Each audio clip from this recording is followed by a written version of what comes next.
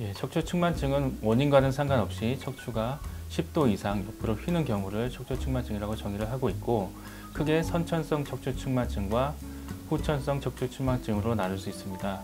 선천성 척추측만증은 척추가 발생하는 과정 중에서 생성 과정에 이상이 생겨서 생긴 척추측만증을 말하고, 후천성 척추측만증은 특별히 원인을 알 수 없는 경우를 특발성 척추측만증, 그리고 신경근육성 질환과 관련이 된 척추측만증을 신경근육성 척추측만증이라고 구분을 하고 있습니다.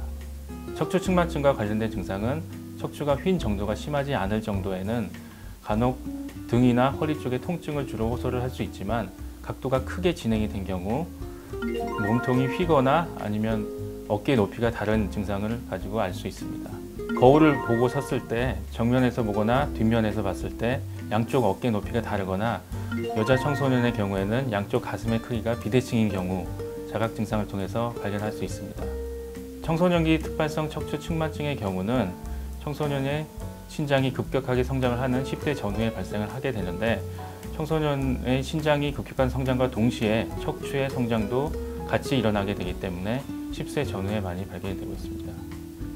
치료 방법은 진단 당시의 척추 측만각의 크기와 척추의 성장 가능성을 고려하여 치료 방침을 정하게 됩니다.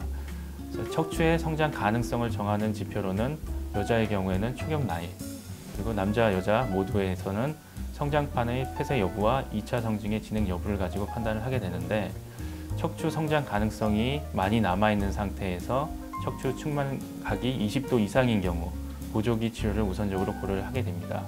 그리고 보조기 치료와는 상관없이 척추 측만각이 50도 이상으로 진행이 된 경우에는 수술적 치료를 진행하게 됩니다. 예, 척추 측만증에서 가장 중요한 치료인 보조기 착용을 하는 것은 보조기 착용의 시기를 놓치지 않는 것이 가장 중요합니다.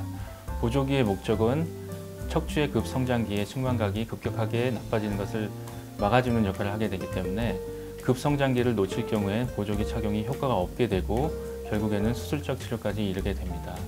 척추 측만증 수술은 척추 측만각을 이루게 되는 휜 척추 전체를 고정을 하게 되기 때문에 척추 측만증이 재발하게 될 위험은 없습니다. 하지만 고정 범위가 워낙에 길고 고정 범위에 따른 척추 운동의 소실이 동반이 되기 때문에 허리를 굽히거나 옆으로 구부리거나 하는 동작을 하기가 어렵게 됩니다.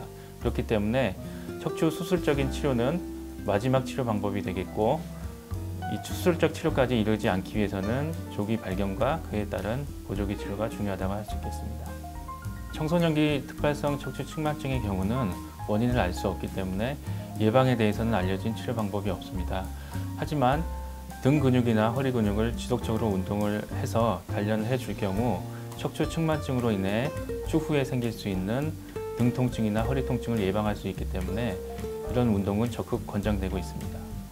최근까지는 여자 형제 중에 척추 측만증이 발견이 된 경우 다른 여자 형제에서도 척추 측만증이 발견될 확률이 높은 것으로 알려져 있었지만, 남자 형제가 척추 측만증이 있을 경우 다른 형제에서 측만증이 발견될 확률이 더 높은 것으로 최근에 보고되었습니다. 따라서 형제 중에 한 명이라도 척추 측만증이 발견이 된 경우는 다른 형제도 주의 깊게 관찰을 해서 척추 측만증 여부를 확인해 보는 것이 중요하다고 할 수 있습니다.